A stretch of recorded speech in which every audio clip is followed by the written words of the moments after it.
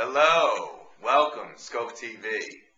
I'm your host, Mikey Frieds. We are here again, Wednesday afternoon, October 29, 2008. And I got a real good friend of mine here today, and also this gentleman, music enthusiast, just a jack of all trades. And we're going to talk to Ben today because the thing that's been on my mind, and I don't know if you guys have been thinking about it out there, but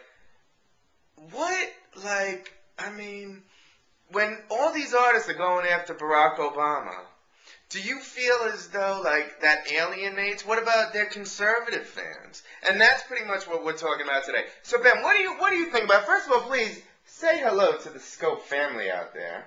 Hello, Skope family. All right. It's nice to be here. Than't you. Always a pleasure to hang out with Mr. Mikey Frieds. Thank you. What a pleasure. That's very nice of you, Ben. Mm-hmm. So, what do you think about all this? These artists, what about their, come on. I think realistically, it's a good move on their part to attach themselves to a successful person. He will only make it so that their name recognition is a little bit more if they're mentioned along with him. That's just a matter of fact. And if they're willing to sort of go the distance and be an advocate for him, I think that's great on the face of it. But if it, by virtue of that, alienates some of their fans, well, they should be endorsing Obama, knowing that full well there are some people that are just not going to like it. I mean, let's be honest, though. Calculation and think that it's in their favor. But can we be honest? Can we be honest? And I don't mean to cut you off Bill O'Reilly style, but this election is going to come down to, it might be 51% Democrat, 53% Republican, vice versa. Okay, I'm not making any predictions. So they're alienated 50% of the U.S. population. So how do you explain that? Well, I think probably now it's not 50% of the population. It's probably more like 39, 42 tops. Well, that remains to be seen. We'll know next week. In any case, there's I think there's plenty of reasons for financially and otherwise for them to go ahead and attach themselves to him. Now, I also think that beyond that, there's no reason for your political views to get in the way of enjoying music. If you really feel that strongly, well, I feel sorry for you. But I think, on a superficial level, that by saying that they endorse Obama, I think that it really, what it does is the same as any sort of press. It's name recognition. And by doing that, they get their name out there. People say, oh, I've heard of them before. I don't remember where, but I'm going to listen to them, or something along those lines.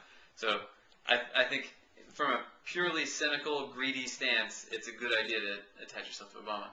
I mean, because... Or McCain. I think, Toby Keith is with McCain. I thought he was a Democrat. Toby Keith? Yeah. He is... Hank Williams Jr. is not Hank Democrat. Williams, but Toby Keith is Republican. But I think it's telling that who's with what party at this point in time, and it really sort of belies the success of the candidate that's being successful. But then, okay, John Mayer and a bunch of other artists, high-profile artists, just put out a CD, Face the Change, something. It's on ScoMag.com for sure. But don't you feel like John Mayer is alienating his Republican/conservative base by doing that? There's got to be consequences. I think there should be consequences if it's a shitty song. But if it's an alright song, fine, whatever. If people are going to listen to it, but people should listen to it because they want to listen to it, not because it's saying, I'm going to vote for Obama or whatever. Because that just strikes me as lame. All right, I hear that. All right, well, listen, on to another topic. You are a audiovisual specialist, as everybody knows. And I want you to please let the bands out there know. There's so many uploading websites out there. You've got what?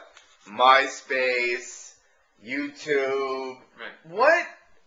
What video uploading website would you say is the best for bands when they want to post like live shows, videos, random interviews? Right. You know, what would you say is the best for quality and stuff? Well, I mean, like, if the criteria breaks down along the lines of quality versus And cheap too. cheap, I mean, I think there's no need to bother dealing with a video hosting site because there's perfectly viable ways to get good, high quality video available widely on the internet. There's a site called Vimeo that allows you to upload high definition video clips in 720p. You've used that before? Yeah, Okay. I've used it and I love it. You get the widescreen and it looks like you're watching some pretty decent quality video, and it just happens to be in a version of. And that'll work for a band also? That'll work for a band. I mean, they can put up whatever they want. They definitely should consider putting, since most of the stuff that's out there is free. There's a lot of stuff out there that's free that gives you a pretty broad range of quality. Why not go with all of them? What about Great. YouTube? My favorite. Go with YouTube.com/SkopeTV. Go with YouTube. Go with Bright Cove. Go with whatever embeddable player you like. Go with.